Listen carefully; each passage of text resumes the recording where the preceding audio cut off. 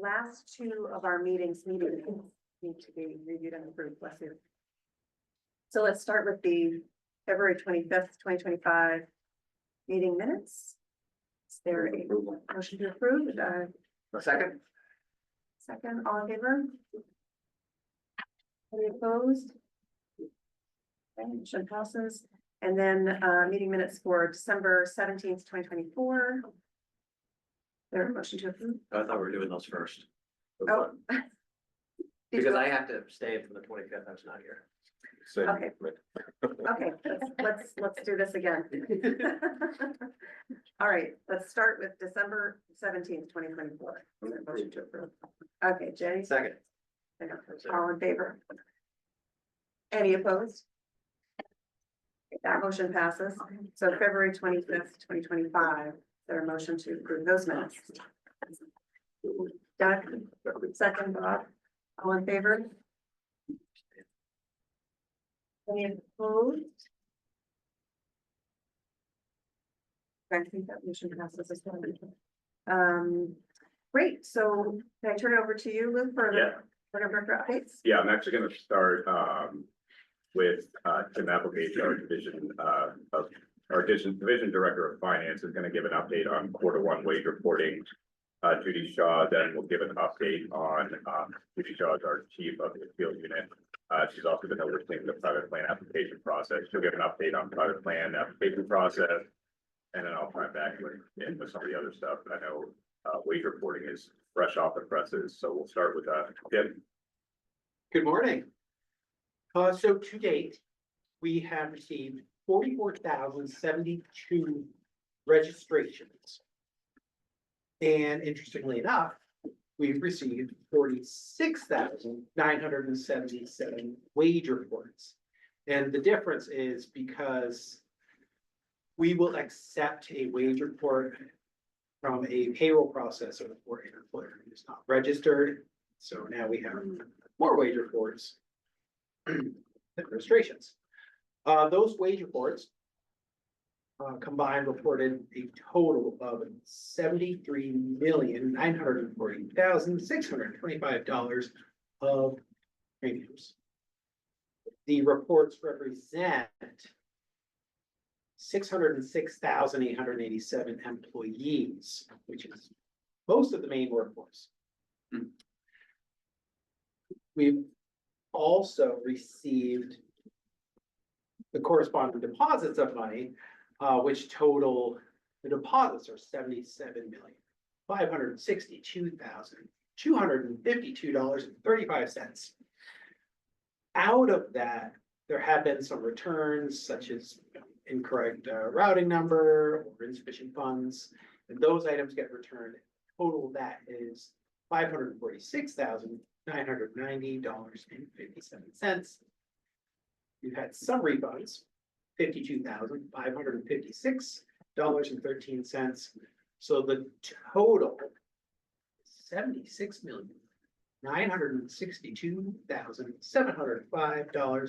$76,962,705.65. Any questions about those numbers I'm throwing at you? So what's the difference between the deposits and the premiums? The difference is the same kind of thing. We accept ACH credit payments, and those payments do not require an account. They are credited to our bank account, and these are primarily from payroll processors who only have to give us the federal EIN of that employer, whether they're registered or not. So we will accept the money without a registration. And that's why that number That's is. part of the difference here too. Yeah, that's why the Between the number is wages. higher. So, exactly, so we have some unregistered employers who we have a wage report and we have the corresponding deposits for. And now we are currently following them to entice them to register. And how does that compare to your expectations? Well, that was the That- piece I was gonna chime in on. So there's kind of two studies we're looking at. There's the official Milliman study that was conducted, an actuarial study when the PFML commissioned to start a PFML program. was operating before the law was passed. The Milliman study was projecting $380 million of revenue per year. However, it was not the exact program design of our program. In specific to revenue, it did not include this cap of Social Security wages, so that cap of $176,000 per year. And I don't believe, as I read the study, that it included the exemption of small businesses for the employer contribution of under 15. So we had, I think, 4 or 5 months ago, the USDOL do an informal modeling of revenue and expenditures based on our exact program design. It's not an actuary, so we don't call it an actuary study. But it was a more, I think, exact study of what we can expect with revenue and what we can expect with expenditures and benefits based on our exact program model, which was, the 12 weeks, the cap of wages at Social Security wage limit, the inclusion of the exemption for small employers from the employer contribution. That modeling, informal mathematical modeling, projected $278 million of revenue per year, which would be roughly 69 million per quarter. So we've exceeded the revenue expected there already, which is great news. And I think probably attributable to PFML having a broader wage base in terms of employees covered than even state unemployment insurance, which has certain exemptions of employment. There's 18 like private nonprofit, religious nonprofits, sternman barbershops. There's a bunch of random exemptions. There's probably some difference too between the first quarter and the fourth quarter, for instance. Yes, Where we know we're gonna collect more in the first, second, and third than in the fourth quarter because of that social security cap. yeah, the We're first quarter is fine. a pretty big one with like bonuses and stuff too. Yeah. So yeah, we're definitely on track with expected revenue, based on the US modeling, USDOL modeling. And then, I'll give an update on our actuary in a bit, I think, but. And the numbers you provided were just the first quarter, or were they year to date? It's year to date. I can get the Q1 numbers. Hey, Luke, maybe I missed this, but from what I understood, it was 73 million. And we had deposit of 770,000. That's greater than 1%. Is that not, did I miss the numbers? I Yeah, did. the deposits were 77 million. And what were the wages? 73,900,000. So But that the is greater deposit than will actually 1%. be the wages, just once people register essentially. Yes. Yeah, So how is that greater than 1%? I'm missing that. the wage base is larger than the USDOL was projecting, either because Q1 is a busier time of year in terms of bonuses. A lot of year-end bonuses were calculated in Q1. And also both the USDOL and the Milliman study used the wage base that is subject to state unemployment insurance. Our employee base with PFML is broader by a factor of, I mean, it's unknown, but probably 5 to 10%. There's more employees that are subject to PFML that are not subject to state unemployment. And let me chime in, this is Kim. So would we say on the wages weren't 73 million, the wages were. Oh, yeah, it was 100 times. Yeah. Yeah. roughly. So Yeah, the 73 million is how much we calculated was owed based on the wage reports we received. So the 1% or the 0.5%, depending on the employer size, was equal to 73 million, but we have received 77 million. And that is because we have third-party administrators who have submitted for employers for whom we do not have wage reports. Correct. Thank you. This is the ASL interpreter. It's really hard for us to know who's speaking. I wonder if folks could just identify just even with their first name. That would just be super helpful. Thank you. Thank you. Yes, Jay. This is Jay. Do the assumptions include the fact that companies with their own plans are gonna drop out? so that's what we want our study to, our actuary to study. So the Milliman study had the assumption that private plan opt-outs would be offsetting, like zero sum, because they projected that the people who will opt out are higher usage, but higher wage earners. So they had it as an assumption in their study that it was offsetting. The USDOL, you know, at the time, we don't know what the opt-out will be. So they didn't include that either. Our actuary will study, the effect of private plan opt-out on, is it actually a net zero? Is it offsetting in the sense that the people opting out? It's the loss of revenue due to private plan opt-outs will be equal to the reduction in benefits paid out. That's one of the pending questions we want to study with our actuary. Has that borne out in other states?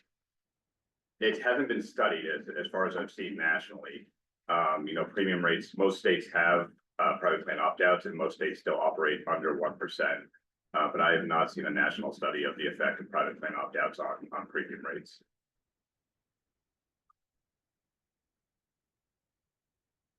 Other questions for Tim? And then Tim, I think you're gonna give an update on the call center too. I was Yeah. actually, Okay. yeah. Excellent. More numbers, you know, it's early in the morning, it's a good time for numbers. So, as you know, we have a call center and we also have what we call a tier 2 staff, which is our own staff who answer, more difficult questions. The call center has received 15,800 phone calls year to date. Our tier 2 call center has gotten 2,300 phone calls. We did have the call center do an outbound call campaign for employers who had not registered. And they conducted a total of 52,483 phone calls. And we could see the corresponding increase in registrations as we rolled this outbound call campaign out. It's been very helpful and successful. So what we did is we essentially called every employer in the state who was not registered and on state unemployment insurance's kind of radar. We called them 3 times. A lot picked up and, you know, we helped them register from there. A lot didn't, and they might be like old contact numbers. And that's why, you know, we're gonna target the wage reports that do not have associated registrations. But that was our strategy with the outbound calls. We called every employer that we had record of in the state 3 times. And then stopped after the 3rd time, so we're not doing it too much. And you got through all of those calls? A lot didn't pick up or didn't, Yeah. there's a lot of old numbers, we think, but most, I think, I don't know if we have that data, but most did pick up. And a lot of them converted to registrations directly.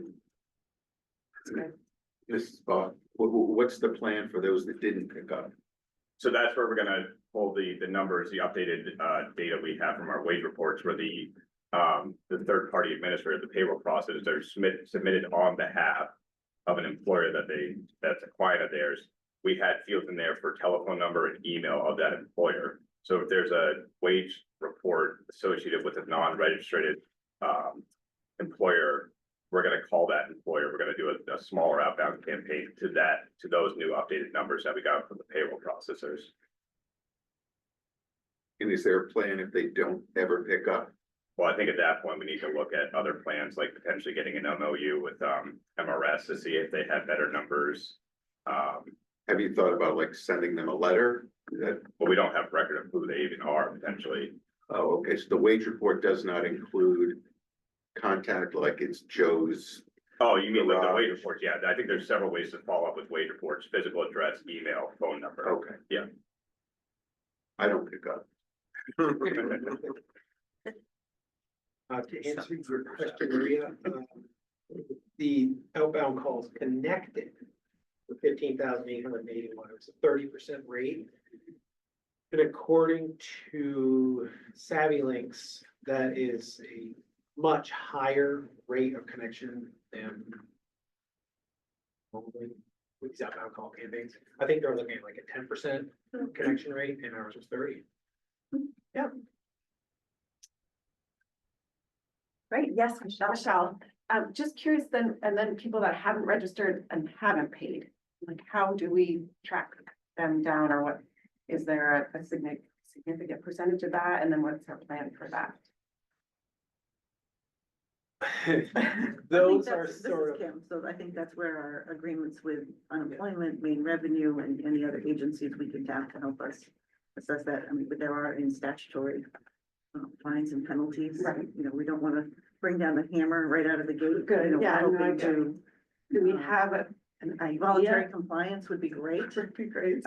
Do we have an idea of how, So what that number? we think it's unknown because, you know, the employers subject to PFML are broader than the employers subject to state unemployment. So if we have 47,000 wage reports, you know, eventually we hope to have 47,000 registrations from that. State unemployment has about, I think, 52,000 subject employers, so that we're missing about 5,000 Okay. up to the state unemployment. And then there's an unknown number above that of employers that are subject to us that are not subject to state unemployment. Probably less than 10,000, we don't know exactly, but it's not gonna be a huge number. And the other piece is the employees recovering is, as far as we can tell, over 94% of the workforce.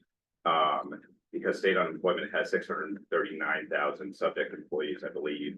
Last year, we have 606, so we're even though it's like 5,000 to 10,000 companies potentially, these are very small companies. Okay, These are like people that have 2 or 3 employees, maybe 1 employee, you know, S-corps that may not know that they're subject necessarily. But in terms of employees, we think we're only missing maybe 34,000 or 30 to 40,000. And in terms of revenue, it's even smaller than that, because all those small businesses are contributing 0.5%, you know, so in terms of revenue, we're pretty close to 100%. Or over 95 anyways, and I talked to at least one other state about compliance, how quickly they had compliance. They had 85% of their employees represented in the first quarter, so that was Connecticut. And so we're already ahead of them in terms of compliance. With a similar program, we had to create a third system like they did, so. But yes, there will be a lot of chasing down in this next year of people who may not know they're even subject to this law. so, and as I think I understood what you were saying, so the first approach would be to get information through the unemployment system and Yep. then tax, right? Yeah, then we go to tax, because I mean, their data is a lot more secure, so we have to work at a in-depth MOU if we're going that direction, because it's federal tax data.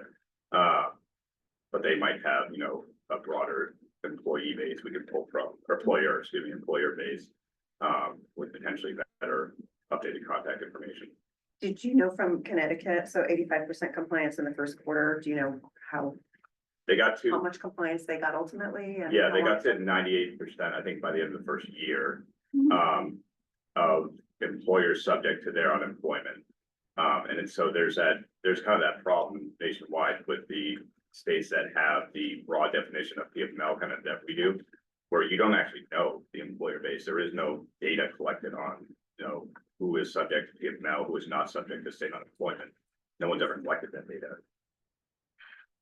So their 98% compliance is based on state unemployment. state unemployment. Yeah.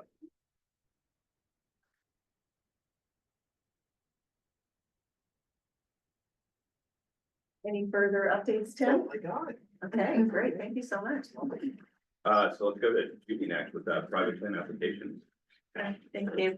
As Luke mentioned, I'm the chief of the appeals unit, and we're also responsible for private plan applications, review and processing. Our basic process, for both fully insured and self-insured plans is that the employer applies through the, paid leave contributions portal. We review the information that's submitted. And if there's additional information or changes that are necessary, we reach out through an electronic letter through the portal, explaining what changes we need or what additional information we need. And there's a deadline of 10 business days to respond to that. If we don't hear, we reach out and follow up. For the fully insured plans, sometimes the information that's missing is information on evidence of coverage that the insurer perhaps should have included on the form. So I have reached out to each of the 20 approved and certified plans and asked for a specific point of contact who would be willing to take an email from us just to say, this is really simple. If you could just have your producer or broker in the field add this additional information and then resubmit the evidence of coverage, we can move forward quickly. So we've really been trying to take I say we, my team of amazing people that I have the privilege of supervising, are really trying to take a very customer service focused approach to these.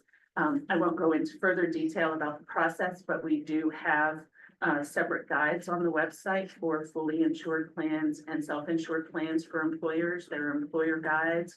There's a YouTube video of a webinar that we did, the PowerPoint presentation that was used that includes screenshots for the portal, as well as some template documents. So for the self-insured plans, you'll recall that they need to submit a surety bond. So the form that's been approved is on our website, as well as a template plan document, a suggested document that employers could use to create their plan document to try to make that a little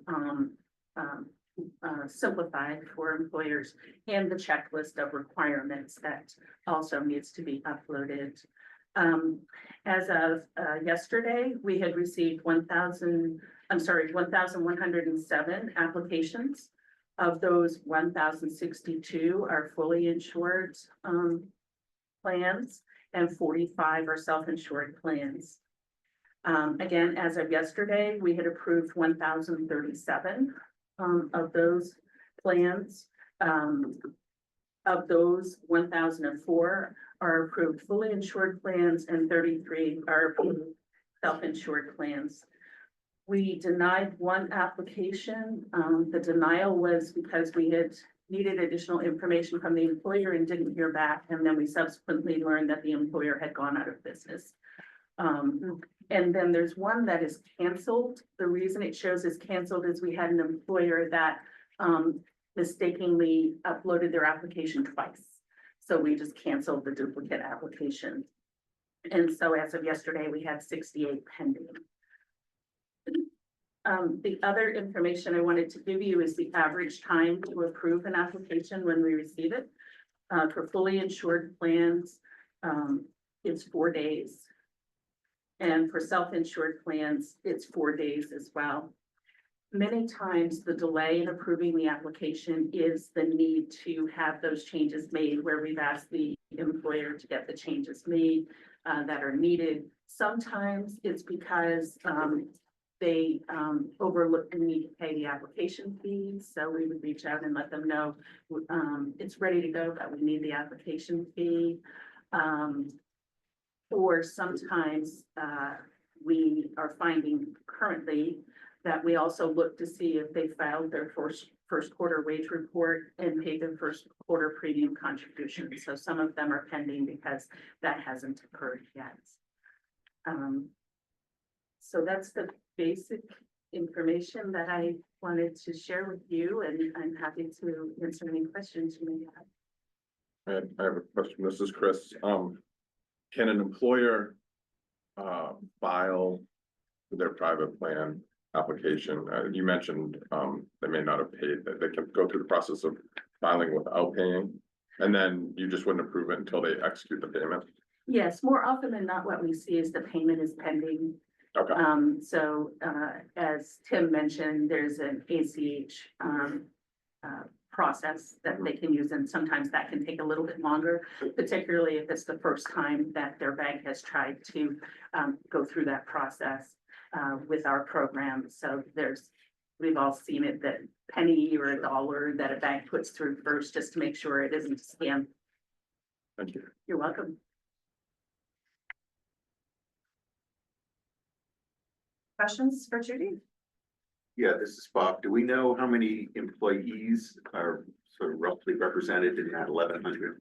Yeah, I think it's roughly 150,000. So we're about a 25% opt-out rate right now in terms of the employees represented. It's about 2% of businesses if we have 1,000. So it's roughly 2% of businesses, 25% of employees covered are going to be covered in the private plan. Michelle, just curious, is that what we predicted? It's on the high end of the national. Nationally, it ranges from 2 to 3% of employers representing 10 to 30% of employee base. I think the newer states are heading for higher opt-out rates. I've had a preliminary talk with Delaware, and they're higher than we are in terms of the opt-outs. that they're receiving, they're at kind of on the same timeline almost exactly as we are. Minnesota is a new state, they haven't started their private plan opt-out yet, and Maryland just delayed. But I think the newer states are finding higher opt-out rates just because the markets are establishing very quickly. You know, we established a whole private market in Maine in under 3 months. It was pretty incredible. We have 20 approved plans right now. Yeah, It's a little higher than we. we're on the high end of the national range, and I think we're probably gonna be even higher than Massachusetts here by the end of the year. Yes, Sarah. Just had a question. Are you planning to put any of these analytics on the website? Seems like it Good should be question. bringing them in. We can certainly look I at it. think we can definitely look at it, maybe under the story website if people are interested in that level of detail, yeah. Yeah, this is Jay, I think it's fairly remarkable that a program that's created out of whole cloth is running this efficiently, so thank you. Thank you. Thank you. I'll share that with my team. We have an exceptional team, and so they've been working very hard, so that's great feedback, thank you. Have there been challenges? Oh, absolutely. I mean, implementation wise, it's just, I mean, the normal grind. But I think we're all dedicated to the mission, and that's really what keeps us moving forward so well, so. Okay, further updates from you, Judy, or? Yeah, so I can, if you're all set with project plans, I can give kind of short recap of the rest of the stuff. So we have selected, I'm sure people may have heard, we're in that awkward phase that we can announce who the selection is, but we can't really talk about it. So we have selected our benefits administrator, a third-party administrator. It's Aflac. They are the only other, or they are the only company currently that has prior experience in running a state PFML program. They run the benefits in Connecticut. So they are our selected vendor, and we're in contract negotiations with them currently. That's moving along pretty well. But unfortunately, we can't talk about the contract or really the selection until a signed contract is in place. Once it is, we will put out a public press release announcing the partnership. And the full selection packet is online on the procurement website. So you can actually see our deliberations and our notes of why Aflac was selected. Yes. This is Sam. I'm assuming that Aflac is not one of the 20 approved So they have, because they, yeah, no, this is a kind great of question. stepping in their Yeah. realm. I think they probably will. So they have a subsidiary. It's not Aflac, it's Continental, I forgot. Continental Insurance Company, yes. Yeah, and so we are looking to insert language similar to what Connecticut did, where they agreed not to solicit in the state of Maine. And currently they only have one client, it's somebody, a national company who had Aflac for their other benefits. And opted to have them also provide PFML, which makes sense, you know, if you're an existing company and you're just adding another coverage type. But that is obviously an issue Connecticut ran into as well. And we're looking to put protections in the contract around that.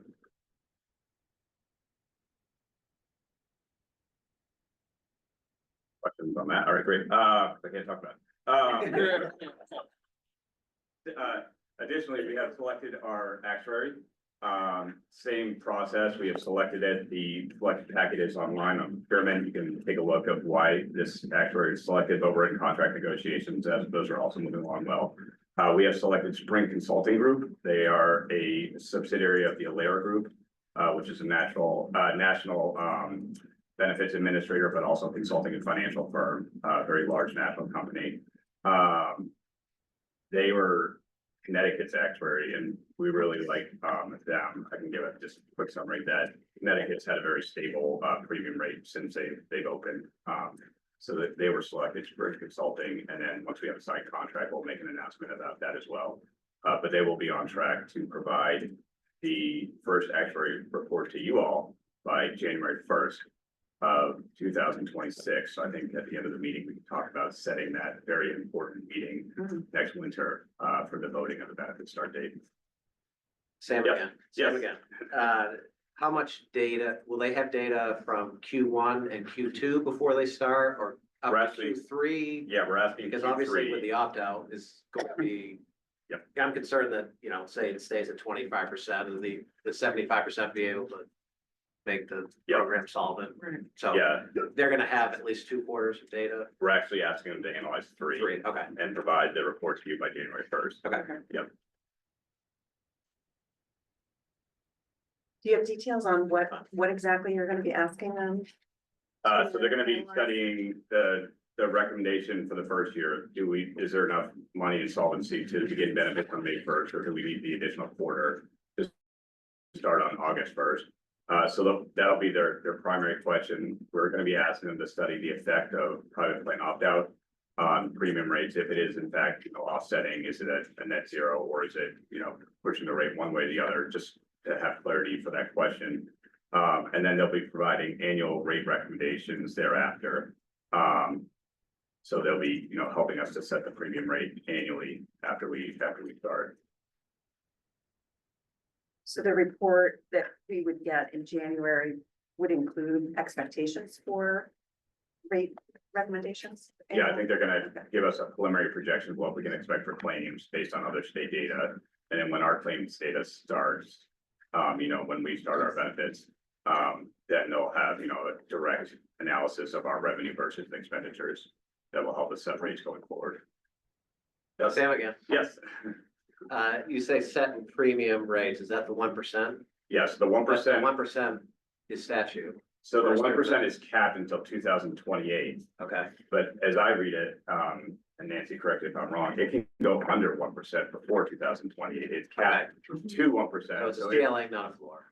it's a ceiling until 2028, and then at that point, it could go up or down. Okay. Yeah, but it could go under 1% if you were sitting on a ton of money in 2026, and the rate should go to 2027, excuse me. So will we have a sense of that in January, or will we have to wait until the benefits? start? January is gonna be projected claims based on other states.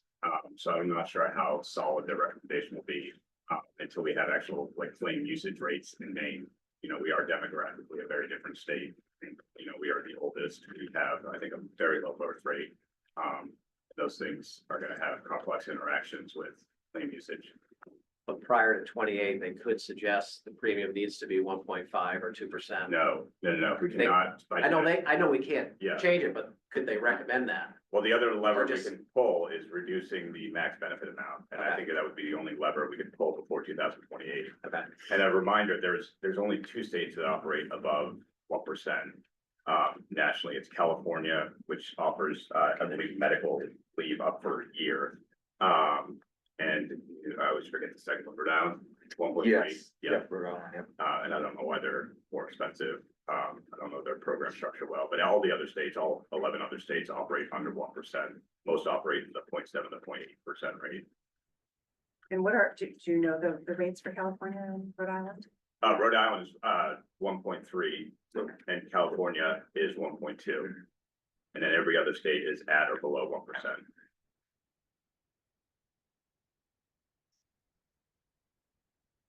the max benefit's the only lever that could be. Before 28, yeah. Or statute change, but yeah. Okay. And Any then, other questions? Yeah, go ahead. oh yeah, I was gonna say, then the last update would be the second public education Yep. campaign. Yep. Want to give an update there? Yeah, so, I think it's probably well known, we are gonna do another phase of the public education campaign, but kind of taking a turn towards now benefits. Since most folks know, 0.5% is coming out of your pay, people know about the program in general. We're aiming to do the formal launch of the next phase of the campaign in January of 2026. That will last about 6 or 7 months, so in July it should wrap up. So that should give folks enough time to know how to apply. We're gonna lean in on undue hardship, because I think that's an important feature that workers and employers need to know about when it comes to applying for the benefit, and then also making sure that self-employed individuals and tribal governments who can opt into the program know about benefits. So we're aiming as a scoring team, so there's a selection team that we put together, and this week, we're gonna look at the 5 proposals that came in, and then make a determination of who gets the conditional award and go from there. So it's a vendor who will be operating or Mhm. executing on the. It'll be a marketing communications firm, yep. Jay, go ahead. Yeah, this is Jay. At the legislature hearing the other day, there seemed to be a lot of confusion about the structure of the benefit, and so I totally agree that should be a focus. Yeah, that'll also be part of the public education campaign too, is the benefits, the amount. in terms of- Right, yeah, the capping and so. And also in case we're trying to communicate, as often as we can, we do have a calculator on our website now. That was a pretty recent addition, but if you go to the employee resources tab, under our website, there is a benefit calculator where you can put in your estimated wage base. And you get an estimated, calculation of what your benefit would be under PFML. We also have it in a chart format, which I really like, because you can see it for different, income stratifications. So, that is, and we're obviously gonna communicate that more broadly this fall, but, that resource is available now if people are curious what their benefit might be without having to like actually do the math themselves, which is impossible. So, That's great. Yeah. That's great. and that was, I mean, that's by popular demand, as you remember at Yeah. the hearing last time. That was the direct result of the feedback we got in January or whatever we had that meeting. The public comment. The public right, comment, right, February. February, right, Yeah. yeah. Sarah? It's Sarah. Just a quick question. As you develop the public education campaign, are you gonna sort of go around what's currently in the legislature and undecided right now? As far as if there might be changes? Yes, but So you're I'll not defer to the communicating something legislature that- on that, yeah, Okay. so whatever, if there are any changes to the law that happened prior to the development of the messaging, we'll work with that communications firm and let them know the laws change on X, this is how things are gonna go, so, but depending on when the legislature will end, we should have enough time to let that marketing firm know, yeah, what law, if anything in the law.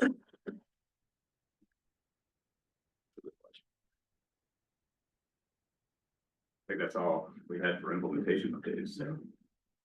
Great, great update.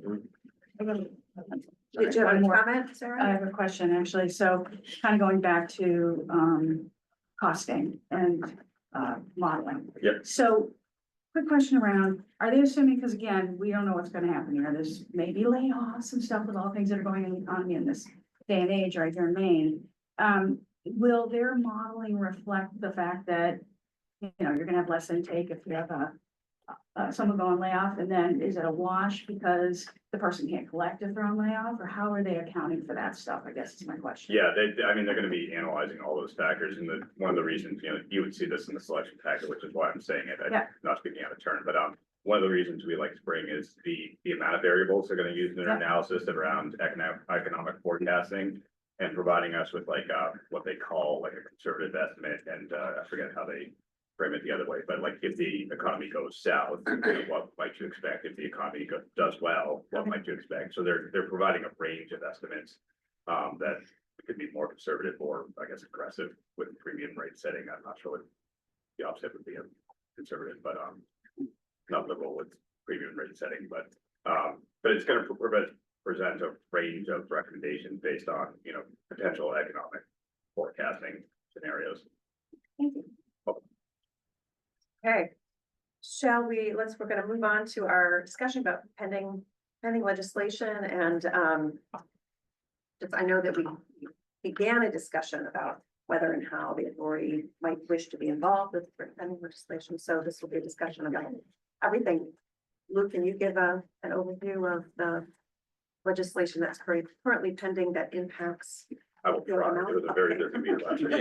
Yeah, I can cover. Yeah, I was gonna say, Reggie can fill in Or the gap. Reggie, Yeah. whoever has- Yeah. So there's, I mean, roughly 13 bills, presented, obviously a range of, content between them, anywhere from, you know, repealing the program entirely to making it more, generous to workers. So there's a huge range of recommendations out there. There's recommendations to make it voluntary, recommendations to carve out specific, industries, schools and farms or, industrial, farm workers specifically.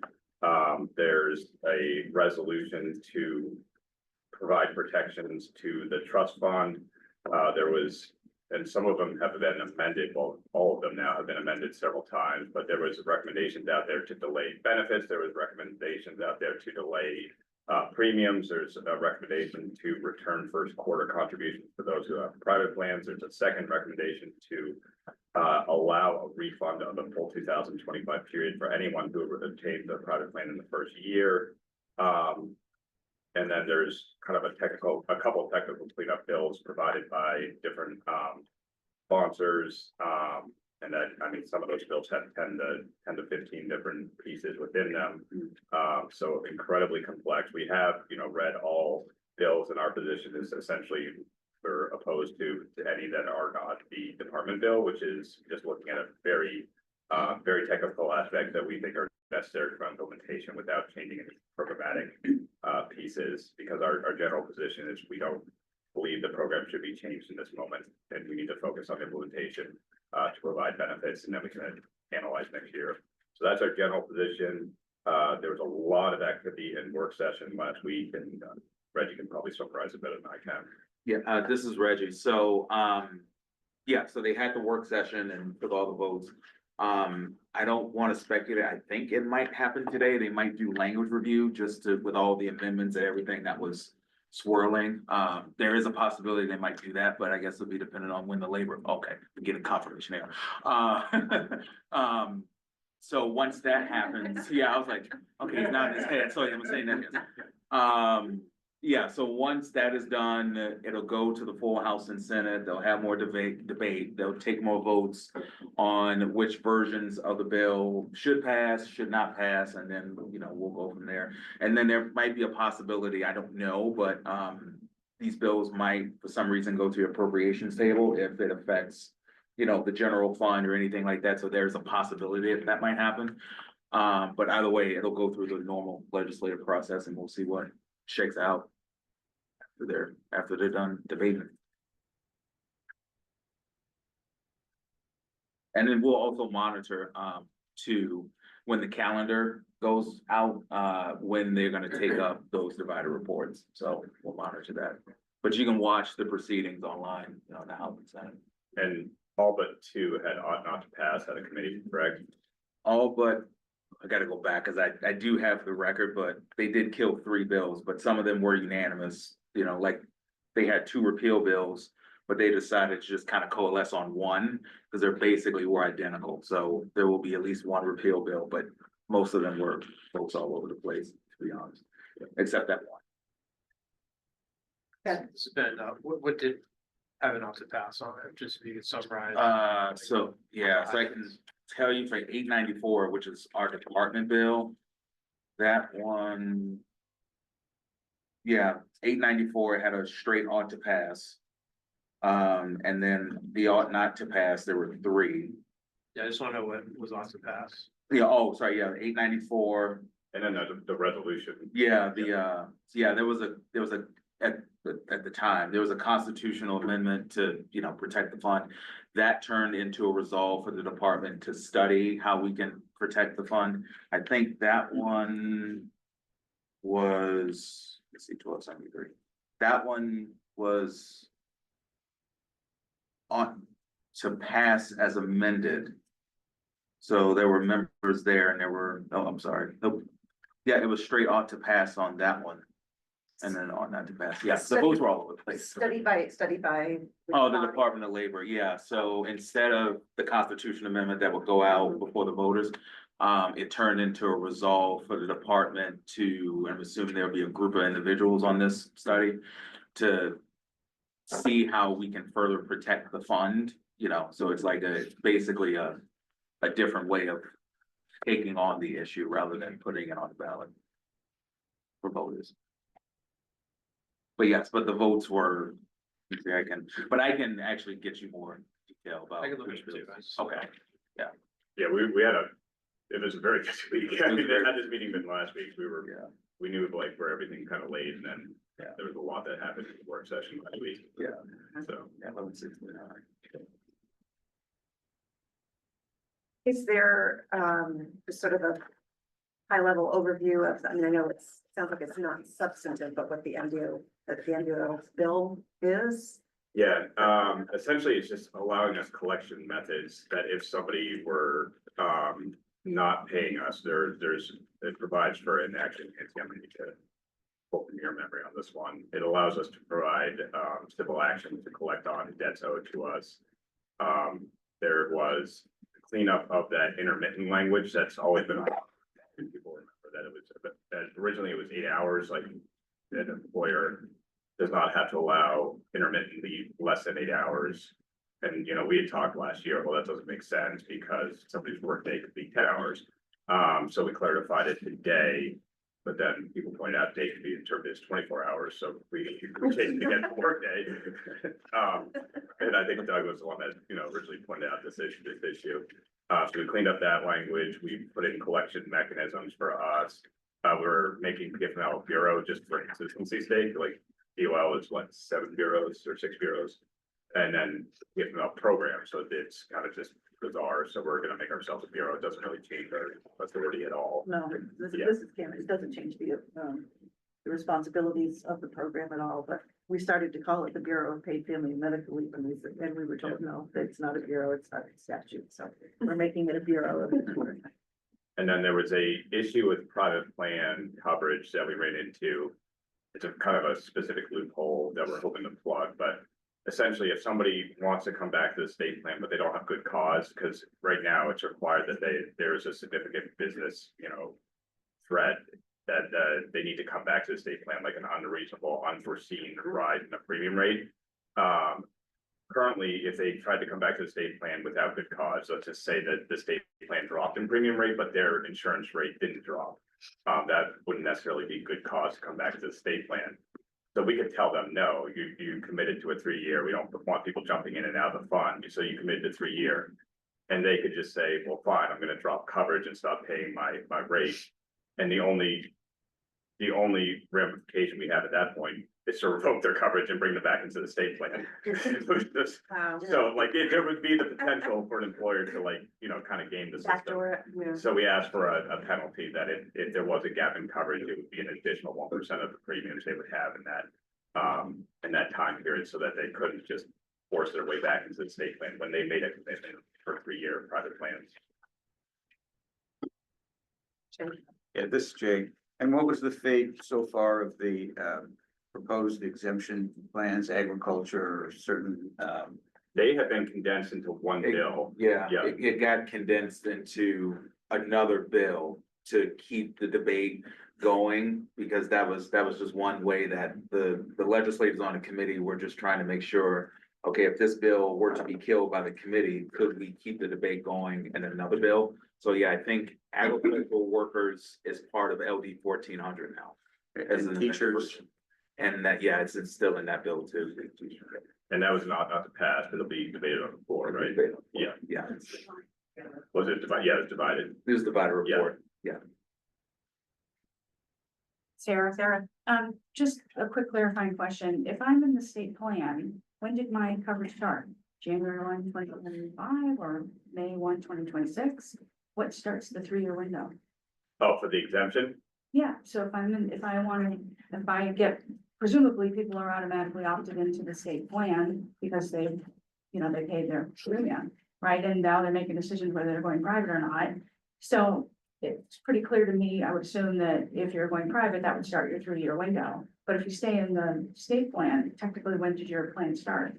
So your benefits can start May 1st, 2026. Your wage base has started to accumulate now. Right, so everybody's a member of the plan right now. No, because the private plans that have been approved, the exemption starts retroactively, like all the private plans that have been approved so far. The exemption goes retroactively to 4/1, so their 3-year period is actually 4/1. Okay. Yeah, so that their 3-year period would expire 4/1/2028 is when they would have the chance to renew their private plan or not. But all the approvals so far have gone retroactively because they've all been approved they've all applied within the first 60 days of this quarter. And we wanted to give them the ability to have that exemption go retroactively, so they're only paying the first quarter. Right, so if I'm a private plan, or I'm an employer considering a private plan, is there a recommendation as to when people should opt in? I mean, I know the whole first quarter, beginning of the quarters, you're not paying the whole quarter, et cetera, et cetera. But, I've been talking to people and there's a lot of people that are like, oh, it's too confusing, I can't handle this right now. So they're probably gonna end up staying sorry, go ahead. I mean, we're not recommending what people should do as private plans. Okay, We're running the state plan. okay. I think there's, Can I still ask it as a question without making a recommendation, just because maybe there's an answer out here? So, because again, if you're starting in the plan as of. Like you've opted into the plan just by paying the premium, right? So if you're a small employer and you're deciding whether or not you're going into a private plan or not, they can make that decision at any point. We accept applications on a rolling basis. Right, so I Yeah. could do it 3 years from now. Yeah, exactly. So, but do I ever get a penalty for that? I mean, because again, if I'm in the state, if you only getting penalized in a private plan, I guess is my point, as far as not being able to come back into the state plan. It needs to be a commitment for a 3-year substitution. Yes, but only for a private plan. There's nothing that I need to worry about in being in the state plan about. being able The to- state plan is default coverage, and then you have Right. the option to pursue a substitution. But I don't have to be in the state plan for 3 years. Correct. Yeah, That's what I wanted clarification on. Thank you. A year from now, you could opt to. Right, so you only start getting this corrective action, if you will, if you start going back and forth between the plans. we don't want people jumping in and out of Right, the pool. so it's. So, and if I may, this is Kim, and so in April of 2028, if someone has been in a private plan and they opt to come back. Yes. There's no penalty, they just come back at the end of their Got it. years. Yeah, I'm clear on that. Thank you. Thank you.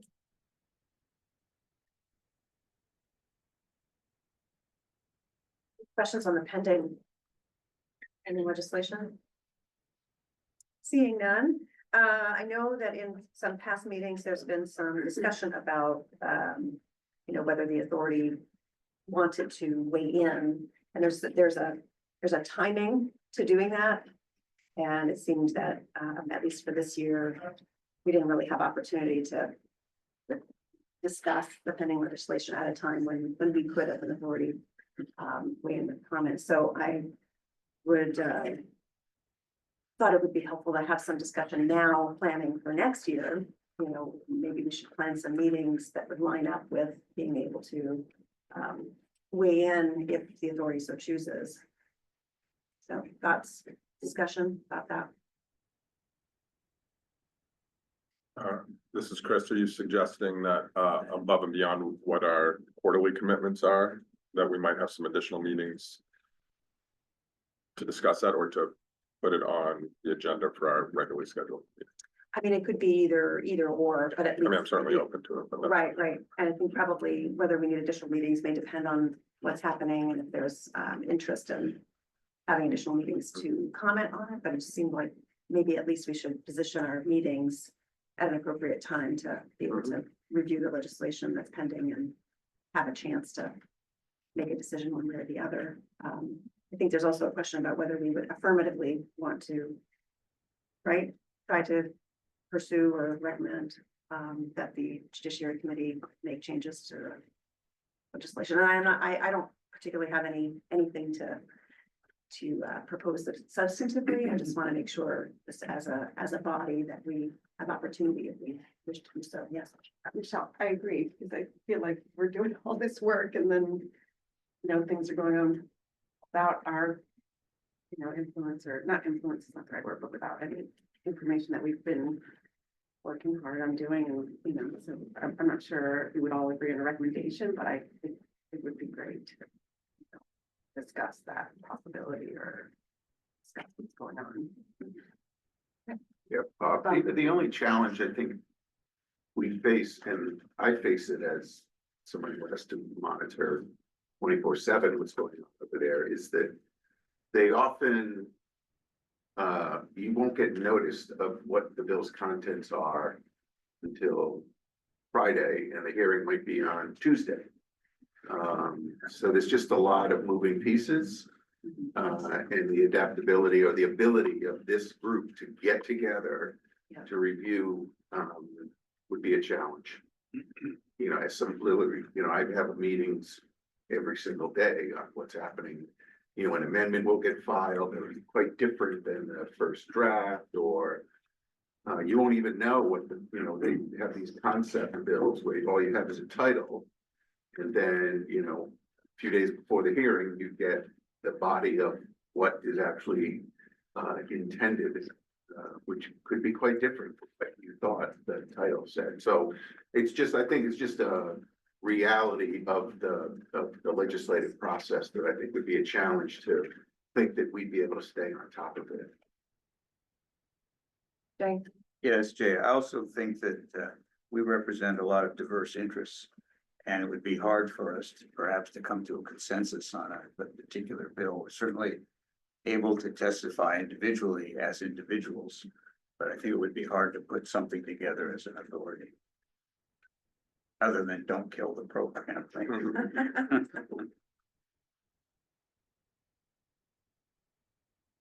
Yes.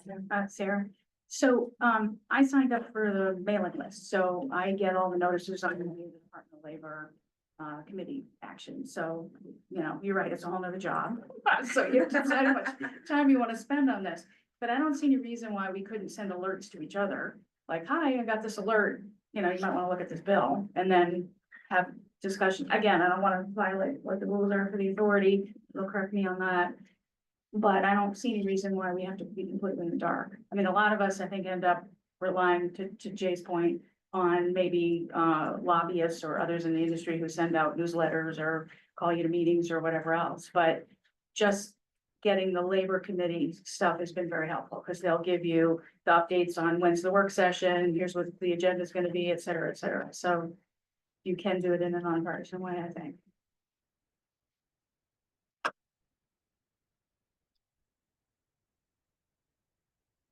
Thoughts?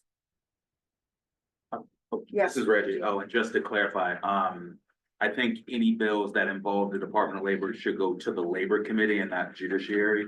I mean, if it did go to Judiciary, we got a different issue, but any bills that go, that affect PFML should go to the Labor Committee.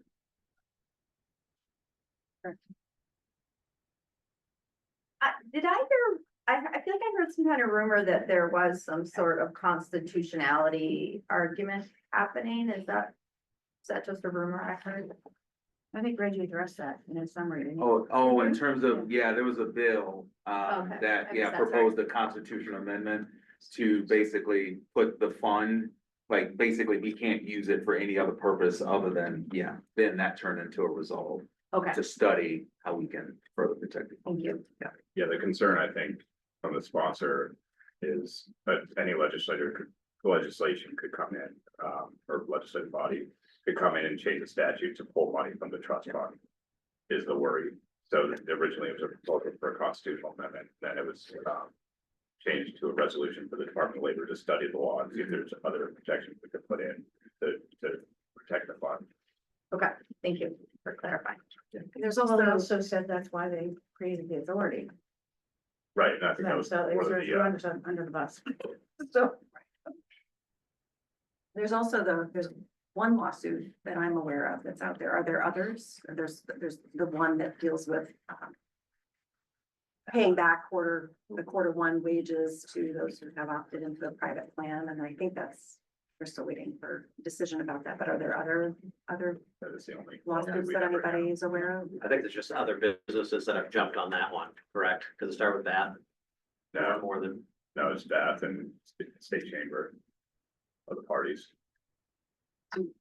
Sorry, Michelle, do we have an idea of how much money that would be? That's a good question. No, because it's unclear what the resolution would be. I think as written right now, it's only for Bath Ironworks. Okay. But I don't know if that's the intent. I mean, we can't really get into the lawsuit, obviously, but No, we're just, I think as written now, they're only seeking a refund for Bath Ironworks.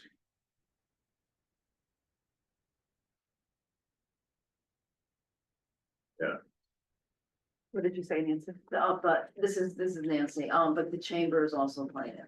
So Oh, the true. intent is to Yeah. cover all similarly situated employers. So it could impact, you're saying, Nancy, that it could impact a broader base, to Michelle's point, that could substantially change the numbers. It all depends what the court would decide. And I think it's gonna take some time to play out. Right, and is that something that the actuary will? I think we could have the Consider. actuary look at, Yeah. like, run the model, assuming we lost Okay. one, assuming we won. That would be good to know. Yeah, because like, obviously, the session will be over by the time the actuary is studying. So like, I think the actuary studied the landscape as it exists this fall, but the lawsuit might still be pending. We could probably have to model it both ways. Well, and in terms of setting meetings for later this year, for those of you who know about the legislative session, if we were to have a discussion about, potentially proposing legislation, commenting on legislation, when should we position our meetings, or is that hard to tell at this point? So I mean, the next possible opportunity could be the second session, but the difference between the first session, when you can put in as many bills as you want, the second session is a little bit different. That's where legislative leadership or legislative council will decide which bills get in. But I don't know if the authority has like something in the specific law that says you can propose bills even after that, but that would be your next opportunity to be sometime in late fall, early January. So this is Nancy, the statute, I'm pretty sure says the authority has. You can report out, yeah, authority has the Yeah. authority to make recommendations. right, okay, that's what I figured. Yeah.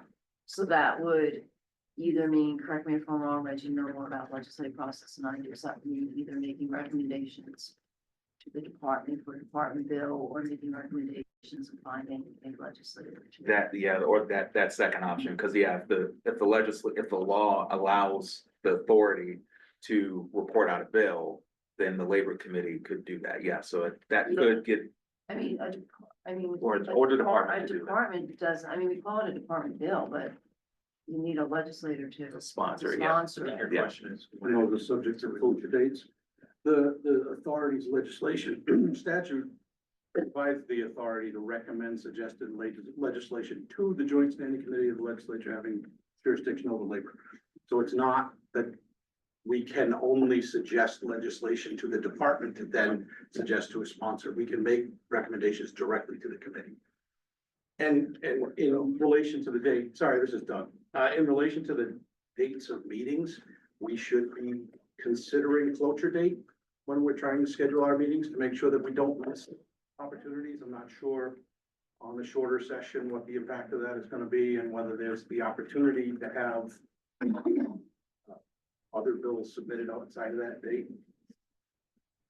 But we also have a responsibility once a year to solicit public comment. So whether we want to time that around any consideration of potential legislation, which really generally means summertime before early fall, because cloture is usually earlier than you think it is. It always is earlier. When is it?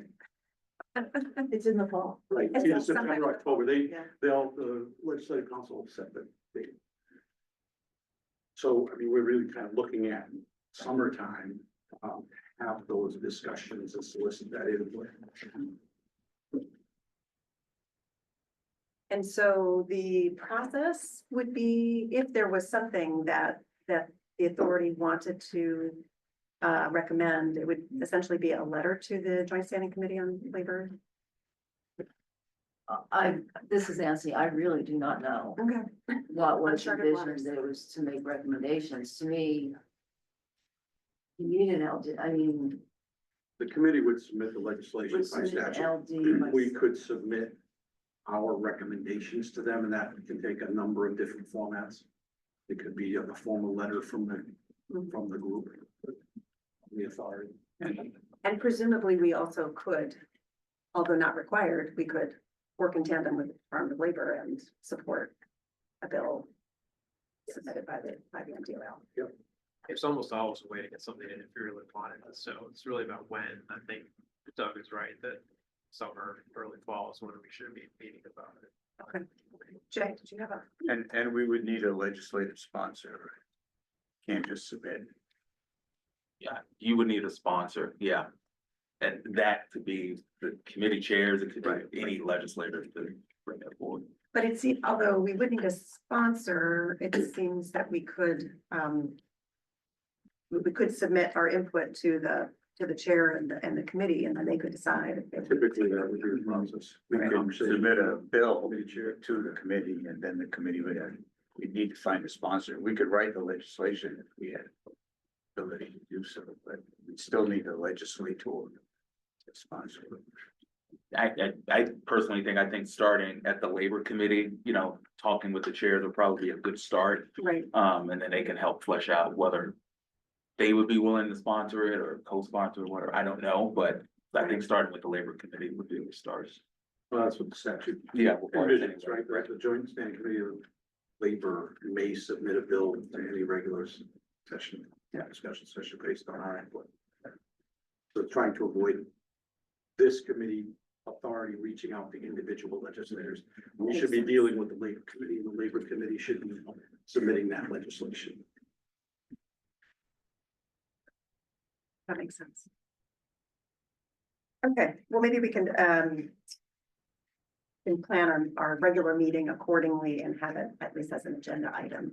I'm thinking about it, but now everybody's aware of sort of the general time for cloture and then there's the issue of, you know, weighing in on bills that move fast and furiously and that we just may not be able to weigh in as a group on those, but could weigh in individually, not on behalf of the board.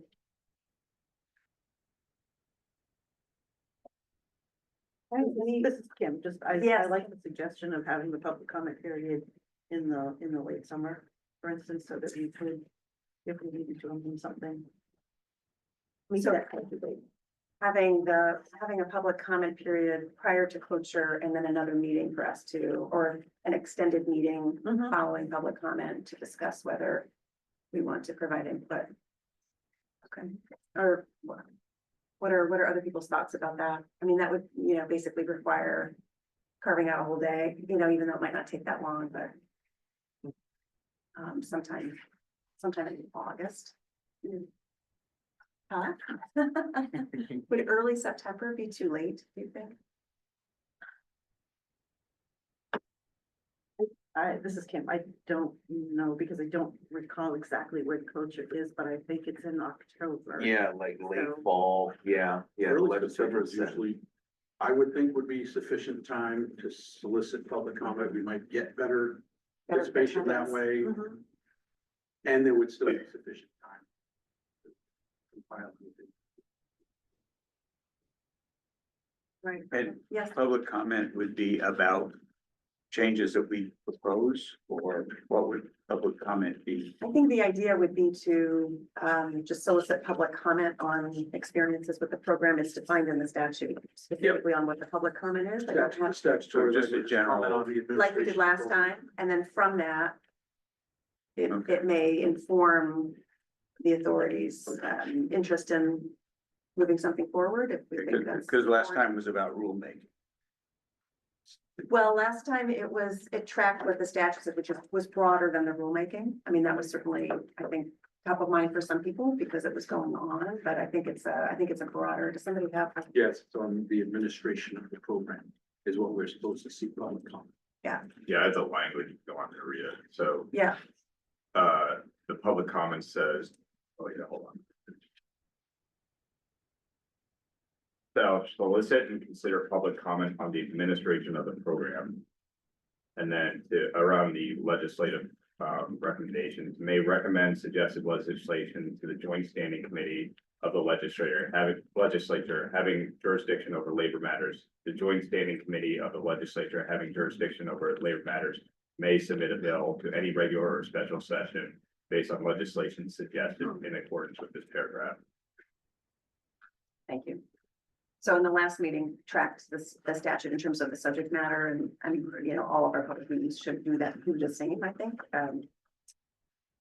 And so we may or may not get topics as a result of it, but I think the thought is at least we could get some input in a timely way, yeah. Sarah, just a recommendation, because I think last time, one of the things that came out of that is maybe better understanding of what's appropriate to come to that meeting, because again, we had people driving like 6 hours thinking they were talking to a legislator and, you know, shaping a bill and things like that. So there was a whole hodgepodge of stuff that we couldn't help with. So maybe clarifying what to expect and what you should bring to that meeting would help people not. What do you think? I mean, I think at least some of the confusion that I saw, which is understandable, is that some people wanted answers to questions. Right, yeah, that too. Which we said, you know, we Right. couldn't really provide other than providing them a hotline number, you know, to answer some of their questions. Were there other things that you thought, Sarah? Well, I'm just thinking of that one gentleman that had driven, I don't know, from way up north, thinking that you know, he just heard about the meeting, he had to rush right down and give up a day of work because this was gonna be the deciding factor and he had to have a say. And I just felt bad. I'm like, you know, this isn't the right venue. Yeah, okay. Okay, well, I guess we can just make sure the messaging about the I can look at my notes. I have notes. on that. purpose and the, you know, the Yeah. topic is as clear as it can be. Okay. Any other, discussion on the legislation or the timing of our next meeting? Or not our next meeting, but the early fall meeting, prior to closure. Okay, seeing none, I'm gonna, if it's okay with you, Reggie, I'm gonna turn over the next item, which is the, election of chair and vice chair Yeah. for this next year. Perfect. Yeah, this is Reggie. All right, so let me do this without a recount. Or how, hoping the recount will happen. All right, so, as the clerk of the board, I'm just gonna do basically an open call for anyone who wished to be chair or vice chair. So I'll go ahead and start with, an open call for any nominations for chair, whether you want to nominate someone else or yourself. I'd like to nominate again Maria Fox for chair. All right, there's been a motion that Maria Fox, will be chair. Is there a second? Second, Second, okay. Jenny. Yeah, 2 seconds. All right, yeah, yeah, this sounds like a foregone conclusion. All right, so, any discussion on the nomination? Okay, so I'm gonna ask if Maria would be willing to accept the nomination? I would. Okay, Thank you. all right, all right, so with that, I'm just gonna do a second call just to make sure there was nobody else. Okay. So seeing no, second call, I don't know if you wanna do a opening speech or anything, if not, we could just go straight to the vote. I don't have a speech to make. I mean, I'm really happy if somebody else wants to step into it. It's Reggie and Luke and everyone, you all make it, fairly easy, so. And I'm willing to do it for another year, but I also am willing to very good the baton along if somebody else would like to step up. Sure. Yeah. I guess we're saying no, no other nominations. We'll close the nominations for chair, so Sarah, if you could call the roll. Certainly, authority member Barber, Yay. What do you want me to say? Yeah. are you a yes vote? Yes, yes, and yay. I think they're all the same, but whatever. Thank you. Authority member Bonnie, Yes. authority member Harry, Yes. authority member Conroy, Yes. authority member Corey, Yes. authority member Cotnoir, Yes. authority member Grant, Yes. authority member Gutierrez, She's absent. authority member L'Italien, Yes. authority member Nalbach, Yes. authority member Smith, Yes. authority member Tilton Flood, yes, authority member Washburn, Yes. vice chair Height, Yes. and chair Fox. Should I abstain? Yes. I'll abstain. The motion passes unanimously. Congratulations.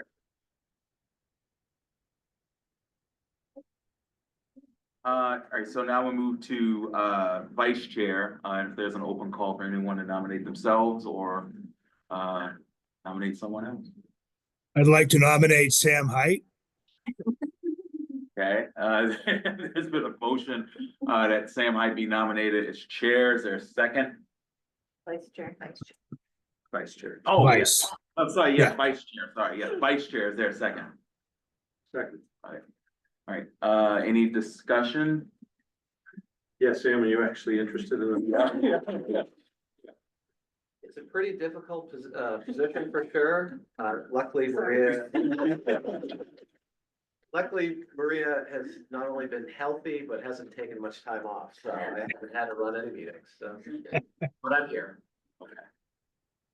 All right, so he's accepted the nomination, I think. Congratulations. Yeah.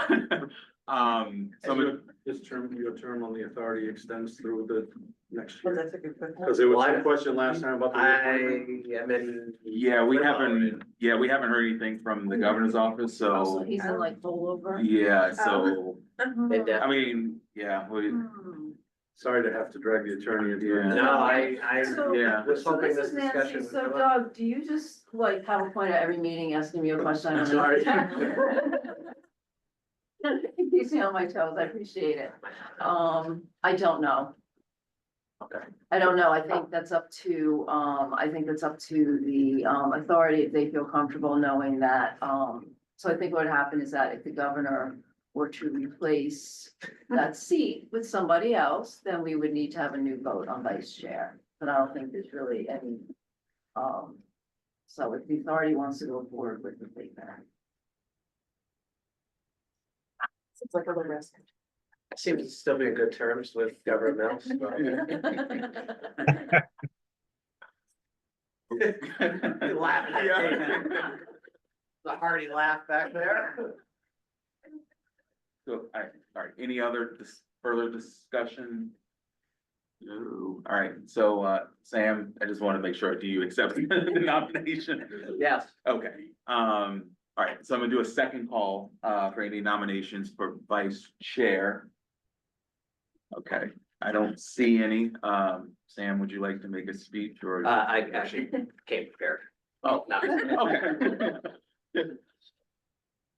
I'm sure, okay, I We're guess good. seeing no, we can move to a vote. Authority member Barber, Yes. authority member Bonnie, Yes. authority member Carrie, Yes. authority member Conroy, Yes. authority member Corey. Yes. Authority member Cottonwar, Yes. authority member Grant, Yes. authority member L'Italian, Yes. authority member Nalabaf, Yes. authority member Smith, Yes. authority member Tilton Flood, Yes. authority member Washburn, Yes. vice chair Wright, I'm voting yes. The president always votes for themselves. Hopefully, theoretically.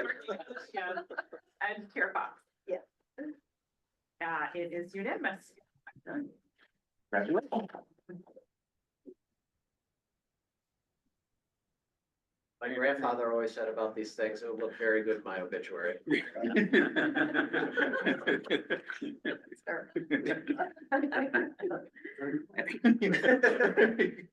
We can strike that from the minutes. All right, turning to our future meetings, we've talked about one, but I think we'll need one before the September one. Please, right? Quarter- We're quarter two right now. No, we are in quarter two. September would. So quarter three would be September, so maybe like this is, would be our next meeting. So I guess the topic of that will be the public comment and the debrief from the public comment, and then some discussion about whether there's any appetite to make any recommendations affirmatively to this, the Labor Committee. So then our next meeting after that would be December, January, and that probably will be the actuary Yeah, so report. this is Luke. So quarter three, if you're looking for September for public input, that'd be a quarter three. You still need a quarter four, Right. and then your quarter one, I think would be the actuary one, and I was double checking the contract for the actuary. We will be asking, and because this is an RFP, so I think I can say this, we are gonna be asking for the final actuary report no later than December 15th of this year. And my thought there was to give you all time to read it and digest. It's gonna be I'm sorry, what's the date? December 15th, 2025. Okay. I've asked for the final actuary report for the initial term. Yeah. I would anticipate it's gonna be several hundred I pages. was gonna say, can you ask them for a summary of? No, yeah, well, there'll be an executive summary, but I would anticipate it's gonna be a big read, that the Billman study was. So I figured that gives you all several weeks to read it, digest it, and we're gonna ask the actuary to attend the authority meeting. To present the summary and answer questions. And then you all will then vote on if we are ready to start benefits, that May. So I think you want to have that meeting in, January, and I will send you the report mid-December for you all to read and digest before that meeting. So maybe like mid-January, do you think? Is I think that that's good timing. good timing? Okay, and then, and so then there will be, should have a meeting, at least a meeting in October, not November timeframe. Yeah. And I know one of the topics that we talked about was the state-by-state comparison. There've been some questions about that, and I know that's been worked on. Would that be a good opportunity and timing? Quarter sounds great for that. Okay. And can you say more about what we should expect that state-by-state review will look like? I think the previous conversations have been around comparing different data points across states, so things like usage rates, types of that other states are seeing, and sort of looking at trends and similarities and differences among those data points. Was that still what feels like it would be useful for the authority? I think so. Okay, I think that's great for planning purposes, and we can also decide, depending on what we come out of our, the September meeting, if there's further, we need to meet more, or in terms of the legislative issues. But yeah, that would be great. Do you think we need to plan for a longer meeting for the actuary report, or what is? I would, just because it's obviously a very consequential decision. Yeah. So I'd probably plan for 4 hours, knowing that we may not need it, but I mean, I would certainly want to have enough time to ask all the questions of the actuary. So you can make the best decision as an authority on that. Okay. Are there other topics that authority members would like to discuss in upcoming meetings that we should be planning for? I think just updates on the numbers of the private plan applications. Yeah, we can certainly give updates on quarter, wage reporting and private plan every quarter that we need. Exactly, we want to track that as we approach next year. Right. Anything else? Okay, great. Well, then, probably we can do the sort of a doodle poll to find the actual dates, but this gives you a preview for what to anticipate. An official to adjourn early today, if there's a motion to adjourn. So moved. Second. All in favor? Any opposed? Nope, seeing none. Thanks, everybody.